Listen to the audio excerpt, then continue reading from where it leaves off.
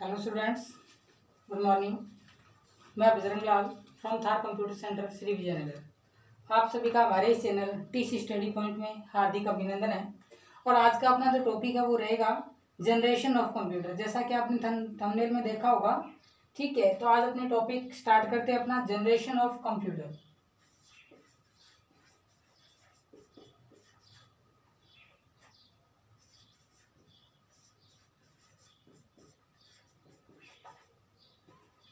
तो आज का अपना कंप्यूटर रहेगा कैंडिडेट जनरेशन ऑफ कंप्यूटर, यानी कंप्यूटर की पीढ़ियां। सबसे इंपॉर्टेंट टॉपिक रहेगा आज का अपना जनरेशन ऑफ कंप्यूटर। कंप्यूटर की पीढ़ियां कितनी होती है? तो 5 होती है कैंडिडेट।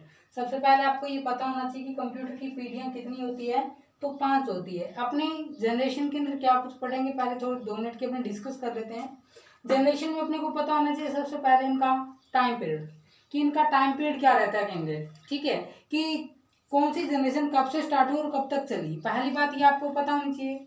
उसके बाद किस जनरेशन में किस इलेक्ट्रॉनिक घटक यानी किस कंपोनेंट का यूज किया जाता था, कौन सी जनरेशन में किस लैंग्वेज का यूज किया जाता था, ये अपने को पता होना चाहिए। और किन कंप्यूटर का बेसिकली यूज किया जाता था। तो ये बेसिक बातें जो जनरेशन के अंदर अपने को पता होनी चाहिए। तो अपने स्टार्ट करते हैं कंप्यूटर की फर्स्ट जनरेशन। फर्स्ट जनरेशन की अगर बात की जाए तो फर्स्ट जनरेशन का टाइम पीरियड की अपने सबसे पहले बात करते हैं। तो टाइम पीरियड क्या रहता है? तो वो रहता है कैंडिडेट 1942 से 1956। फर्स्ट जनरेशन का जो टाइम की बात करें तो 1942 से 1956 अपना फर्स्ट जनरेशन का टाइम रहेगा।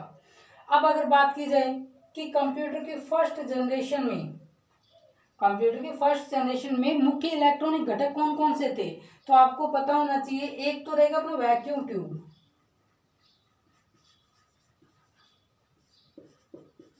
याद रखना, वैक्यूम ट्यूब और वॉल्व्स, ये 2 इलेक्ट्रॉनिक कंपोनेंट का यूज किया जाता था कंप्यूटर की फर्स्ट जनरेशन में।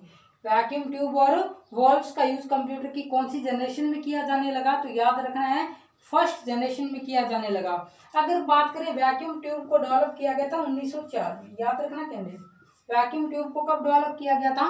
तो 1904 में किया गया था। जॉन एम्ब्रोस फ्लेमिंग के द्वारा इस वैक्यूम ट्यूब का आविष्कार किया गया था, या आपने ये कह सकते हैं इस चिप का यूज किया गया था। अगर बात अपने करें तो यहाँ तक क्लियर हो गया होगा आपके फर्स्ट जनरेशन का टाइम पीरियड 1942 से 1956। अगर आपसे पूछा जाए कि कंप्यूटर के फर्स्ट जनरेशन में किन इलेक्ट्रॉनिक घटक का यूज किया जाता था, तो याद रखना ज्यादातर ये क्वेश्चन पूछा जाता है एग्जाम में। चाहे आप पटवारी कांस्टेबल की तैयारी कर रहे हो या आप RST ट्रिपल सी कर रहे हो, आपके टॉपिक बहुत इंपॉर्टेंट रहने वाला है, तो ध्यान रखना। तो फर्स्ट जनरेशन के मुख्य इलेक्ट्रॉनिक घटक थे वैक्यूम ट्यूब और वॉल्व्स, जिनका यूज किया जाता था इलेक्ट्रॉनिक घटक के रूप में। किस जनरेशन में? तो फर्स्ट जनरेशन में। अब अगर बात की जाए अपने कि फर्स्ट जनरेशन के अंदर किस लैंग्वेज का यूज किया जाता था, तो फर्स्ट जनरेशन में यूज होने वाली लैंग्वेज कौन सी थी? तो वो थी मशीनी लैंग्वेज का यूज किया जाता था कंप्यूटर की फर्स्ट जनरेशन में।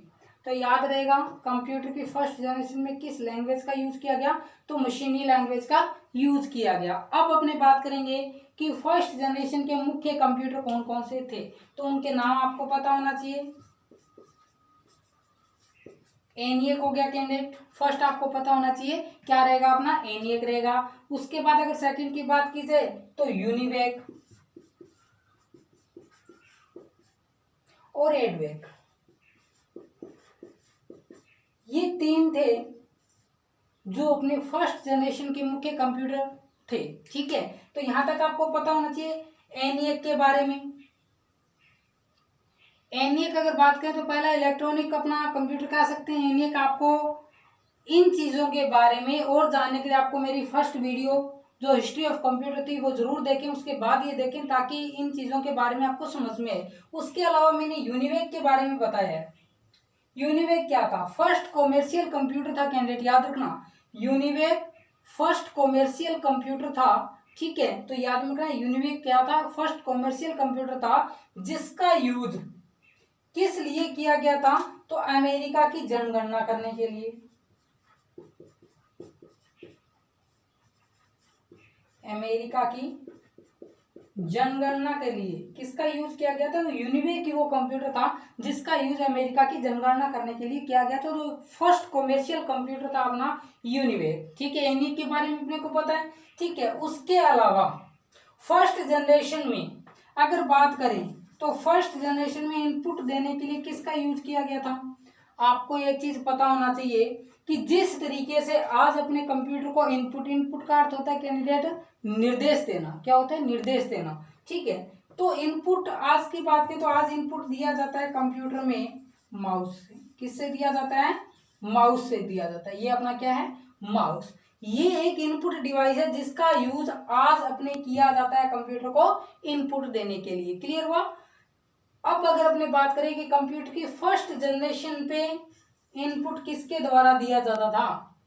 प्रेजेंट की बात होगी, इनपुट देने के लिए सबसे ज्यादा यूज होता है माउस का। ठीक है, उसी तरीके से फर्स्ट जनरेशन में इनपुट देने के लिए किसका यूज किया गया था? तो यूज किया गया था कैंडिडेट पंच कार्ड का। याद रखना, पंच कार्ड का यूज किया गया था फर्स्ट जनरेशन में इनपुट देने के लिए। जॉन जैकयार्ड का नाम सुना सभी ने? पंच कार्ड को डिजाइन करने वाले। ठीक है, हिस्ट्री ऑफ कंप्यूटर में मैंने आपको ये टॉपिक बताया कैंडिडेट कि पंच कार्ड को डिजाइन करने वाला व्यक्ति कौन था? तो वो था जॉन जैकयार्ड। उसके बाद पंच कार्ड को दोबारा डिजाइन किया गया था हरमन होलेरिथ के द्वारा। किस लिए किया गया था?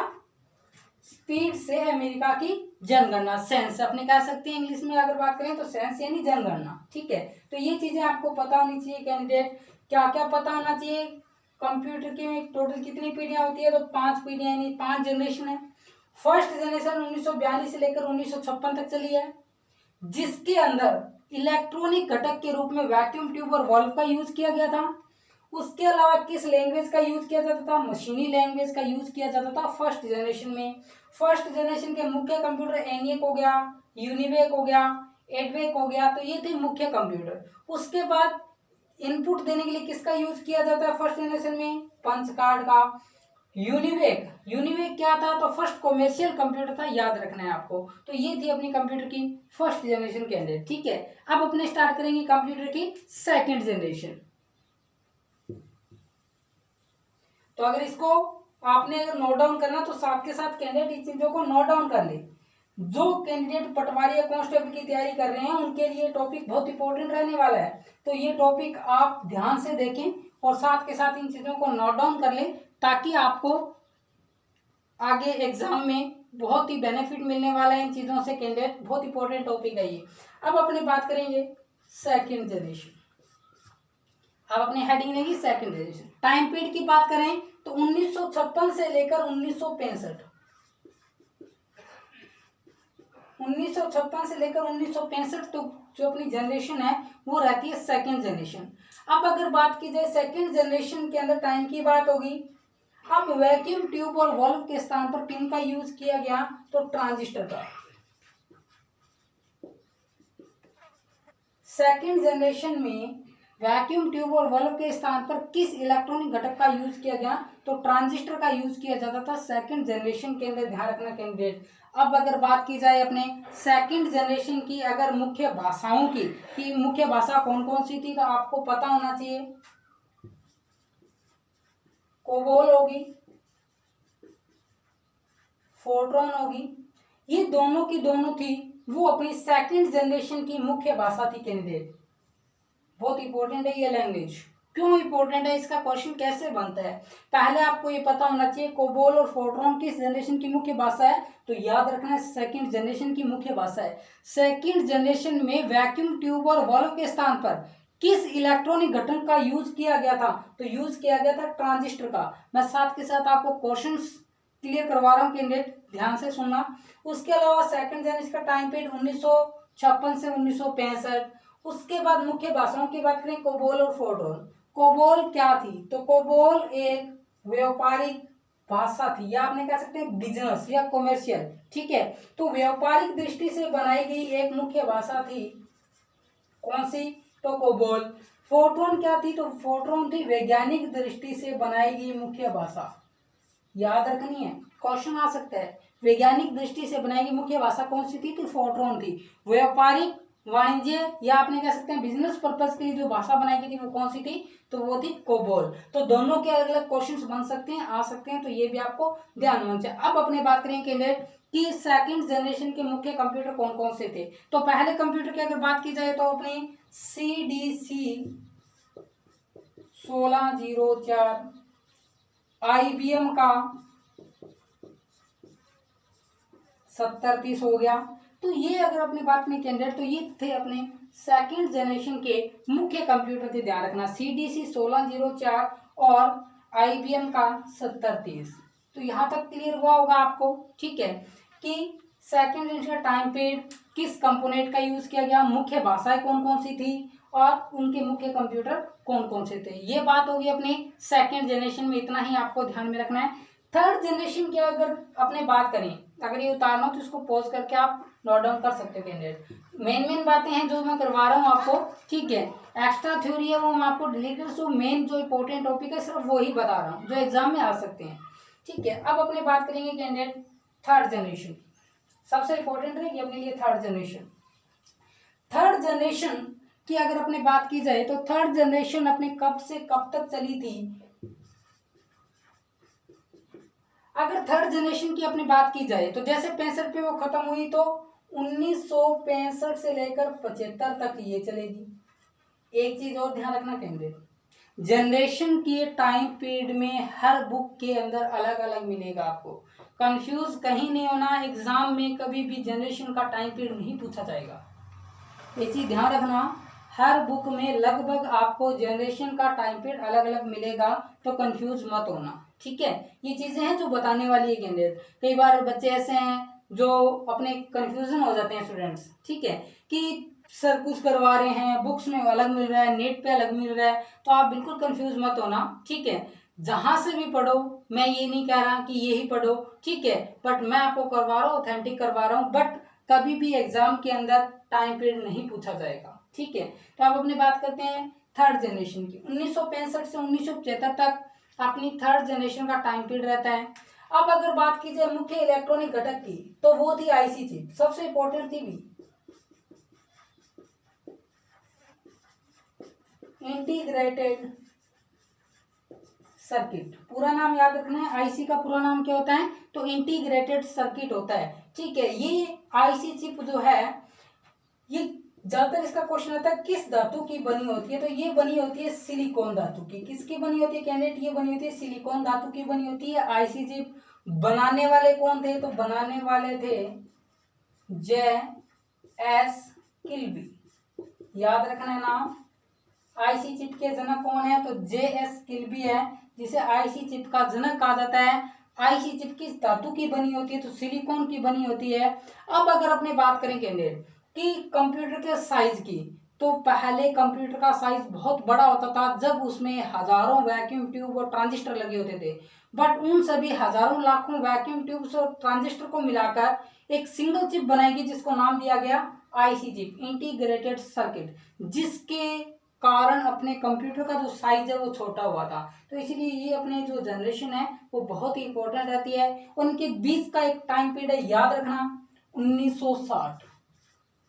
क्वेश्चन आता है कंप्यूटर क्षेत्र में सबसे बड़ी महान क्रांति कब हुई थी, तो 1960 में हुई थी कैंडिडेट, याद रखना है। कंप्यूटर क्षेत्र में सबसे महान क्रांति कब हुई थी, तो 1960 में। और 1965 से 75 तक थर्ड जनरेशन रहती है अपनी। उसके बाद आईसी चिप का निर्माण हुआ और अपने कंप्यूटर का साइज क्या हो गया, आकार में छोटा हो गया, ध्यान रखना, ठीक है। उसके बाद अगर अपने बात करें थर्ड जनरेशन की, तो थर्ड जनरेशन के अंदर, ठीक है, कि अगर बात की जाए इसके अंदर मुख्य भाषाओं की, तो कौन कौन सी थी, फोर्ट्रॉन होगी, फोर्थ होगी, पास्कल होगी, ठीक है। जैसे मैं आपको बता देता हूं, थर्ड जनरेशन की मुख्य भाषा फोर्ट्रॉन, फोर्थ पास्कल, ये मुख्य भाषा थी थर्ड जनरेशन की। फोर्ट्रॉन, फोर्थ, पास्कल आपको ध्यान में रखना है। दोबारा रिपीट कर देता हूं, टाइम पीरियड याद रहेगा। इलेक्ट्रॉनिक घटक के रूप में थर्ड जनरेशन में किसका यूज किया गया, आईसी चिप का। पूरा नाम इंटीग्रेटेड सर्किट होता है। किस धातु की बनी होती है, सिलिकॉन धातु की बनी होती है। आईसी चिप के जनक J.S. किल्बी। मुख्य भाषाएं कौन कौन सी थी, फोर्ट्रॉन, फोर्थ और पास्कल थी। उसके बाद सबसे इंपॉर्टेंट चीज आपको ध्यान में रखनी है कि ऑपरेटिंग सिस्टम, नाम सुना है सभी ने क्या? ओएस, ऑपरेटिंग सिस्टम, नाम सुना होगा सभी ने, ऑपरेटिंग सिस्टम, ठीक है। ओएस, ओएस की जो अवधारणा है वो किस जनरेशन में पेश की गई थी? तो ध्यान रखना वो थर्ड जनरेशन में ही पेश की गई थी। ध्यान रखना सबसे इंपॉर्टेंट चीज है, नोट डाउन कर लेना नोट लगा के, कि थर्ड जनरेशन के अंदर ऑपरेटिंग सिस्टम की अवधारणा को पेश किया गया था। जिस ऑपरेटिंग सिस्टम जिसे आज अपनी विंडो बोलते हैं उसे ही ऑपरेटिंग सिस्टम बोला जाता है। और उसकी अवधारणा को किस जनरेशन में पेश किया गया? तो फर्स्ट टाइम थर्ड जनरेशन में ऑपरेटिंग सिस्टम की अवधारणा को पेश किया गया था। ध्यान रखना। उसके अलावा अगर अपने बात करें इनपुट के लिए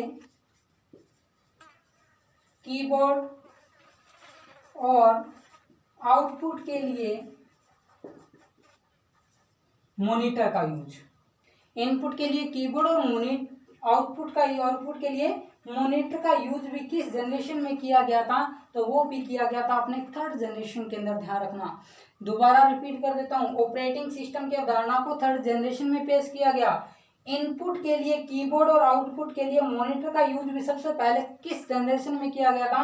तो वो भी किया गया था थर्ड जनरेशन में अपने। तो याद रहेगा थर्ड जनरेशन की कुछ बेसिक बातें, इंपॉर्टेंट बातें जिसके बारे में अपने को पता होना चाहिए। अगर इसके कंप्यूटर की बात करें तो सीडीसी जैसे 1604 था, सीडीसी 6600, याद रखना है, मेन ये पूछा जाता है तो इसके बारे में आपको पता होना चाहिए। आईबीएम का 360 है, 370 है, तो वो भी इसी के ही है। आईबीएम का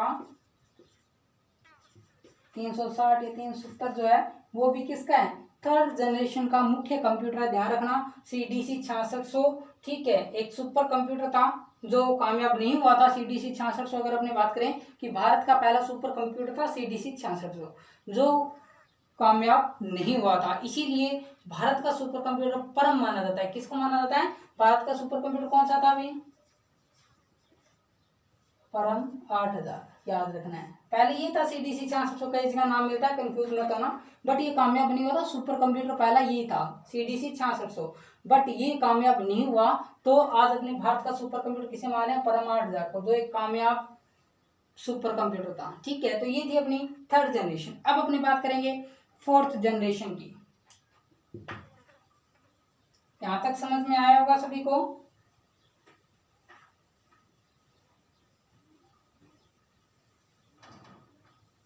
अब अपने बात करेंगे फोर्थ जनरेशन की। टाइम पीरियड की अगर बात की जाए फोर्थ जनरेशन की, तो टाइम पीरियड क्या रहती है? 1975 से लेकर 1988 तक। 1975 से लेकर 1988 तक अपनी रहती है फोर्थ जनरेशन का, जो अगर अपने बात करें तो वो रहता है टाइम पीरियड। उसके बाद अगर अपने बात करें इलेक्ट्रॉनिक घटक के रूप में किसका यूज किया गया था? तो इसके अंदर यूज किया गया था वीएलएसआई चिप का। वीएलएसआई चिप का यूज किया गया था। किस जनरेशन में किया गया था? तो वो किया गया था कैंडिडेट फोर्थ जनरेशन के अंदर, ठीक है। किस जनरेशन में? Fourth generation. वीएलएसआई का पूरा नाम very large scale integration, very large scale integration, ठीक है। वीएलएसआई का पूरा नाम आप सभी को पता होना चाहिए, वेरी लार्ज स्केल इंटीग्रेशन, ठीक है। तो आपको दोबारा नोट डाउन कर देता हूं इस चीज को यहाँ पे। अगर कोई नोट डाउन करना है साथ में नोट डाउन कर लेना।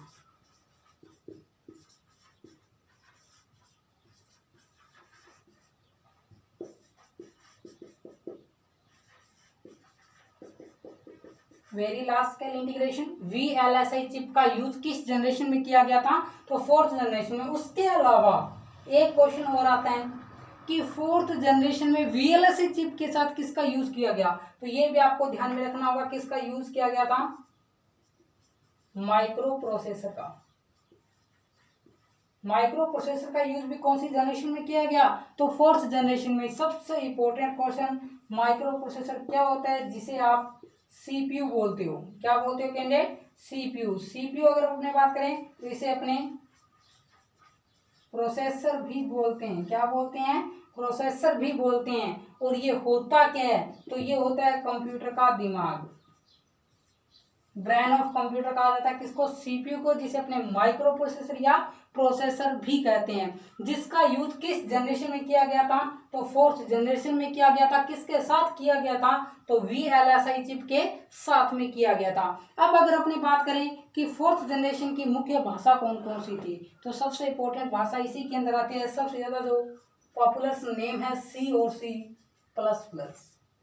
C और C++ जो लैंग्वेज है उनका यूज कौन सी जनरेशन में किया गया, तो उनका किया गया था कैंडिडेट अपने फोर्थ जनरेशन के अंदर इसका यूज किया गया था। ठीक है, तो ये चीजें आपको पता होनी चाहिए।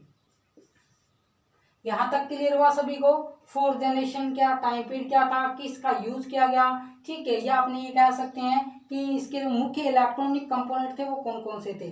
तो इसके अंदर जैसे अपने बात करें क्रे 1 और 2,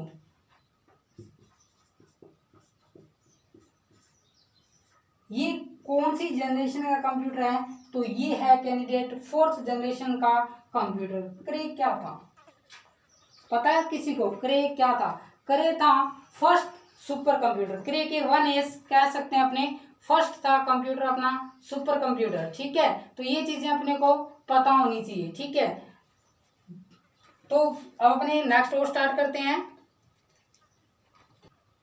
ठीक है, तो अपने क्रे जो 1-2 था वो क्या था कैंडिडेट। ठीक है, तो ये चीजें अपने को पता होनी चाहिए। क्रे 1-2 पहला सुपर कंप्यूटर था विश्व का पहला सुपर कंप्यूटर था क्रे के 1S, जिससे अपने शॉर्ट में कह सकते हैं क्रे 1। ठीक है, जो विश्व का पहला सुपर कंप्यूटर था। भारत का कौन सा था, तो परम 8000 का, ध्यान रखना। ठीक है, तो ये चीजें यहाँ तक अपने को पता होनी चाहिए। फोर्थ जनरेशन में ज्यादा इंपॉर्टेंट आपको रहेगा वो रहेगा ये वाला माइक्रो प्रोसेसर। ठीक है, सीपीयू। माइक्रो प्रोसेसर का यूज VLSI चिप के साथ किस जनरेशन में किया गया, फोर्थ जनरेशन में किया गया। ठीक है, सीपीयू सबसे पहले किसने लॉन्च किया था भाई, 1971 में सबसे पहले इंटेल कंपनी ने।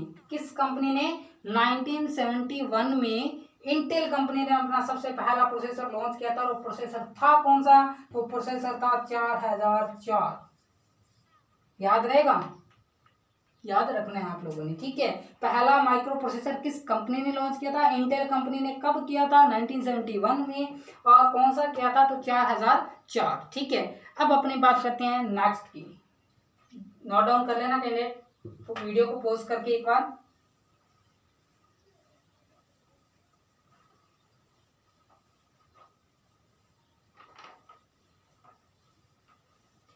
अब अपनी बात करते हैं कैंडिडेट अपनी फिफ्थ जनरेशन की। ठीक है, तो फिफ्थ जनरेशन की अगर बात की जाए तो टाइम पीरियड क्या रहेगा अपनी, 1988। ठीक है, तो ये चीज अपने को पता होनी चाहिए कि अपने फिफ्थ जनरेशन का टाइम पीरियड हो गया। अब इसके मुख्य इलेक्ट्रॉनिक घटक के रूप में बात करें तो VLSI की जगह किसका यूज होने लग गया, ULSI का, अल्ट्रा लार्ज स्केल इंटीग्रेशन। ठीक है, तो अल्ट्रा, जैसे अपने वेरी लाया था उसकी जगह क्या आ जाएगा, अल्ट्रा लार्ज आएगा, ULSI का, यानी अल्ट्रा लार्ज स्केल इंटीग्रेशन। तो फिफ्थ जनरेशन में VLSI चिप की जगह किसका यूज किया जाने लगा, तो ULSI चिप का यूज किया जाने लगा, अल्ट्रा लार्ज स्केल इंटीग्रेशन का यूज किया जाने लगा। अगर अपनी बात करें इसके अंदर मुख्य भाषा कौन कौन सी थी, तो मुख्य भाषा थी जावा होगी, VB होगी, .NET होगी। ये .NET है कैंडिडेट, याद ध्यान रखना, जावा, VB और .NET। ये किस जनरेशन की मुख्य भाषा थी, तो ये थी अपने फिफ्थ जनरेशन की।